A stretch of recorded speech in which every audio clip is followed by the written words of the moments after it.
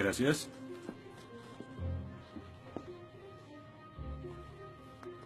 Disculpe, señor... Wheaton. Josh Wheaton. Señor Wheaton, ¿le pasa algo? No puedo hacer esto. No puedo hacer lo que pide, soy cristiano. No, no se preocupe, aún puede regresar a su dormitorio. Arrodillarse y llorar al lado de su cama si quiere. Lo que haga con su vida es su problema, pero lo que haga aquí en la clase es el mío. Yo no puedo. Muy bien, señor Wheaton. Déjeme explicarle la alternativa. Si no puede admitir que Dios está muerto para el propósito de esta clase, entonces tendrá que defender la antítesis de que Dios no está muerto y será enfrente de la clase, en el atril. Y si falla, que de hecho lo hará, perderá esta sección que equivale al 30% de la nota final de este curso. ¿Lo acepta? ¿Quién decide si gano o pierdo la discusión? Pues yo lo haré. Es mi clase. Yo dirijo. La evaluación es mi privilegio. Con todo respeto, pero no creo que sea objetivo. ¿Y qué es lo que propone? Bien. ¿Y qué tal ellos? Bien, es interesante, pero ¿por qué darles el poder a ellos? Ya los convenció. Lo que debo hacer es desconvencerlos, para que admitan su error.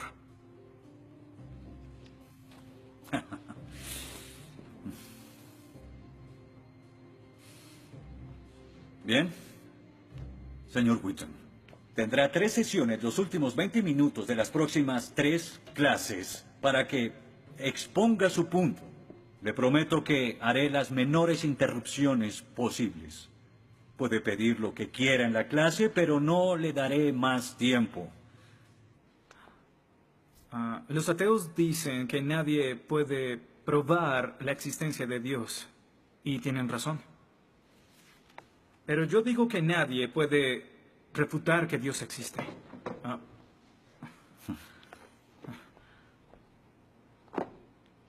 Pero la única forma de debatir este asunto es observando la evidencia disponible. Y es lo que vamos a hacer. Pondremos a Dios en un juicio, con el profesor Radisson como fiscal y yo como el abogado defensor, y ustedes como el jurado. La mayoría de cosmólogos están de acuerdo con que el universo empezó hace 13.7 billones de años en un evento conocido como la Gran Explosión. Ahora, analicemos la descripción del físico ganador del premio Nobel Steven Weinberg de cómo habría sido la Gran Explosión y, ya que él es ateo, podemos estar seguros de que no hay ninguna inclinación religiosa en su descripción. Al principio, hubo una explosión y en 3 minutos, 98% de la materia que hay o habrá se produjo. El universo apareció. Por 2500 años, la mayoría de científicos estuvieron de acuerdo con Aristóteles, con la idea de que el universo siempre ha existido sin inicio o final. Pero la Biblia no está de acuerdo. En 1920, el astrónomo belga Georges Lemaitre, teísta, que de hecho... ¿Qué es un teísta? Un teísta es alguien que cree en la existencia de Dios. Dijo que todo el universo saltó a la existencia en un billonésimo de segundo. De la nada, en un inimaginable destello de luz. Así es como esperaría que el universo respondiera si Dios hubiera dado la instrucción en Génesis 1:3 que exista la luz.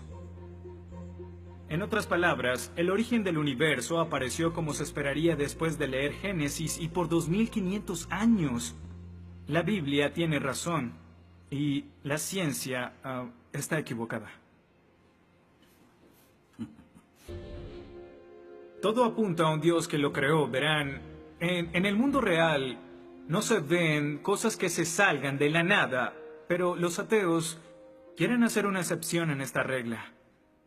Específicamente en el universo y... Pero en su libro El espejismo de Dios, Richard Dawkins dice que si me dices que Dios creó el universo, entonces tengo el derecho a preguntar quién creó a Dios.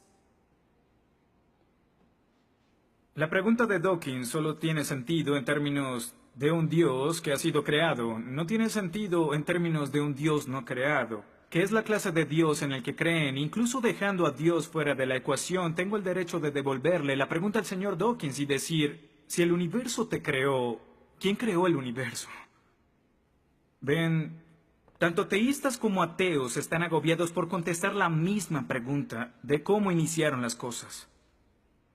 Lo que espero que entiendan de esto es que no hay que cometer suicidio intelectual para creer en un creador tras la creación, y en la medida que descarten a Dios, se verán obligados a encontrar una increíble explicación de cómo las cosas iniciaron.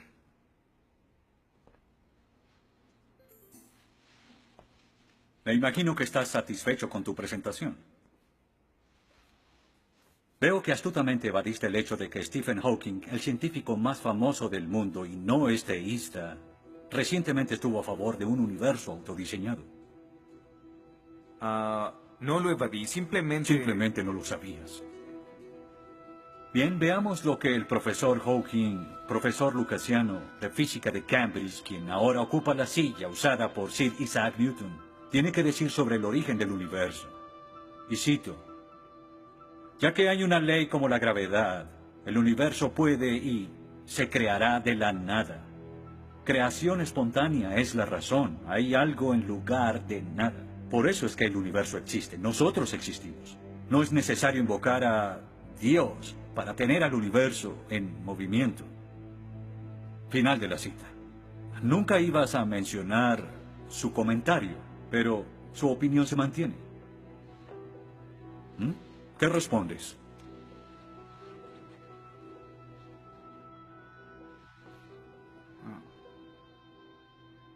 No sé. ¿No sabes? Pinché el globo de todo tu argumento con un solo alfiler y... ¿tú no lo sabes? Oh. Señor, me gustaría decirle que tengo la respuesta perfecta, pero no quebranta mi fe. Oh, ok. Así que el más grande cerebro científico de toda la historia dice que Dios no es necesario, pero un estudiante de primer semestre dice, oh, sí lo es. Wow, ¿sabes? Va a ser una decisión muy difícil. Pues estaré pendiente la próxima semana. Se acabó la clase.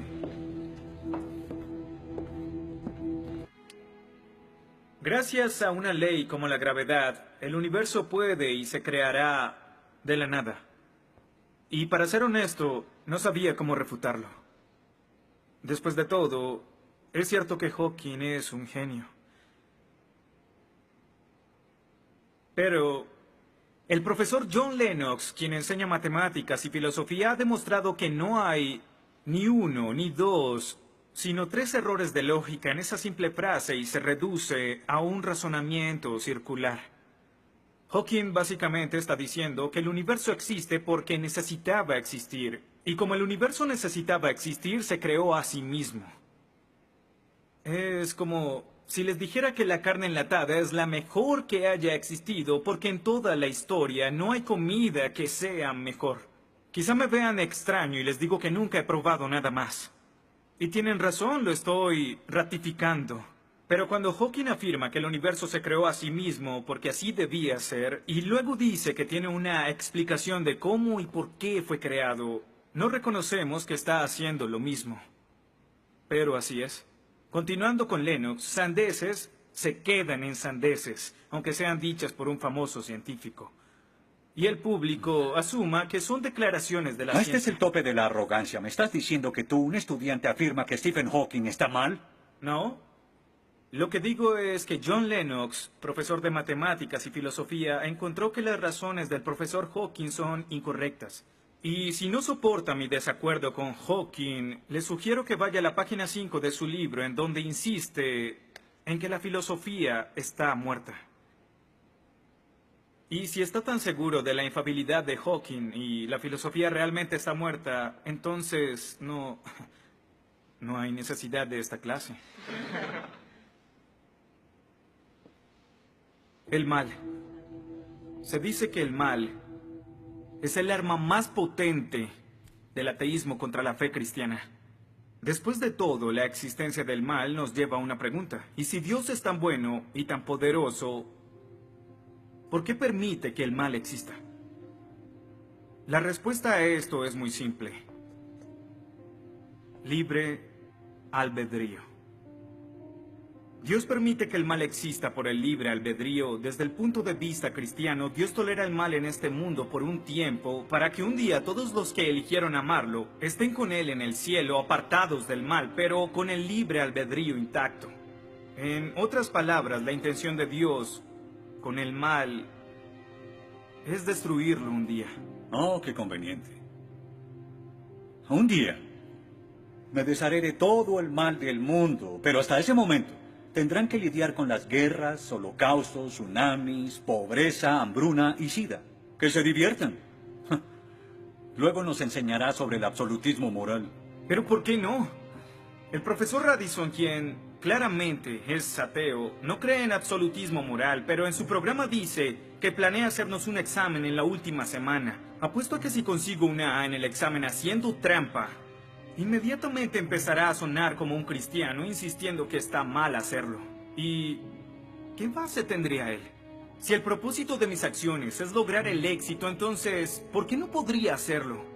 Para los cristianos, el punto de la moralidad, lo que constituye lo bueno y lo malo, es una línea directa que nos conduce hacia Dios. Oh, estás diciendo que necesitamos a Dios para ser morales, que una moral atea no es posible. No, pero sin Dios no hay una razón para ser moral, no habría un estándar para el comportamiento moral. Para los cristianos, mentir, robar, hacer trampa en un examen para lograr una calificación que no merezco está prohibido. Pero si Dios no existiera, según Dostoyevsky, este es el punto. Ahora, si Dios no existe, entonces todo es permitido. Y no solo es permitido, sino sin sentido. Si el profesor Radisson tiene razón, entonces nuestra lucha, nuestro debate, lo que decidamos aquí no tiene sentido. Nuestras vidas, nuestras muertes no serán diferentes a las de un pez dorado. Oh, qué ridiculez. Después de toda tu charla, ¿quieres decir que solo hay una opción? Creer o no creer. Así es. Eso es todo. De eso se trata todo. La diferencia entre su posición y la mía es que usted les quitó su elección. Les exigió que eligieran la casilla marcada con no creo. Sí, porque quiero liberarlos. Porque la religión es como un virus mental que los padres han heredado a sus hijos. Y el cristianismo es el peor de todos. Lentamente se mete en tu vida cuando estás débil, enfermo o indefenso. ¿La religión es una enfermedad? Sí. Sí, infecta todo. Es la enemiga de la razón. ¿Razón?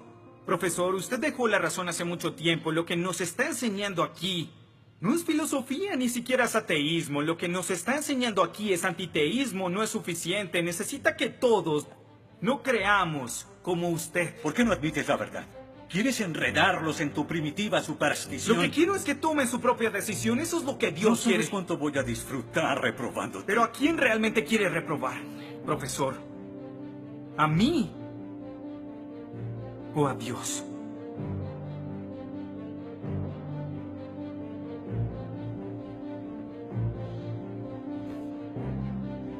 ¿Odia a Dios? Ni siquiera es una pregunta. Ok. ¿Por qué odia a Dios? Esto es ridículo. ¿Por qué odia a Dios? Responda la pregunta. ¿Ha visto la ciencia y los argumentos? La ciencia avala su existencia, conoce la verdad. ¿Por qué lo odia? ¿Por qué? Esta es una pregunta simple, profesor. ¿Por qué odia a Dios? Porque Él me quitó todo lo que era importante para mí. Sí, yo odio a Dios. Todo lo que siento por Él es odio.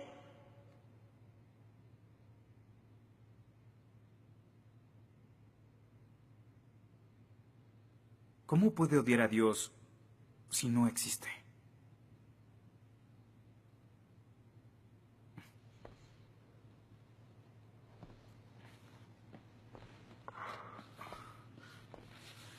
No probaste nada.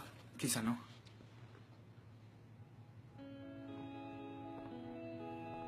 Ellos deben elegir.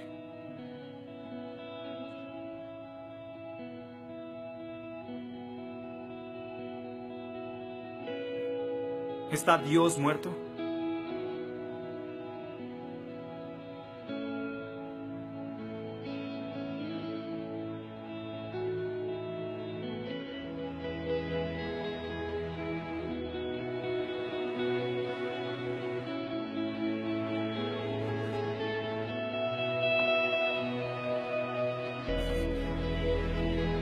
Dios no está muerto. Dios no está muerto. Dios no está muerto. Dios no está muerto. Dios no está muerto. Dios no está muerto. Dios no está muerto. Dios no está muerto. Dios no está muerto. Dios no está muerto.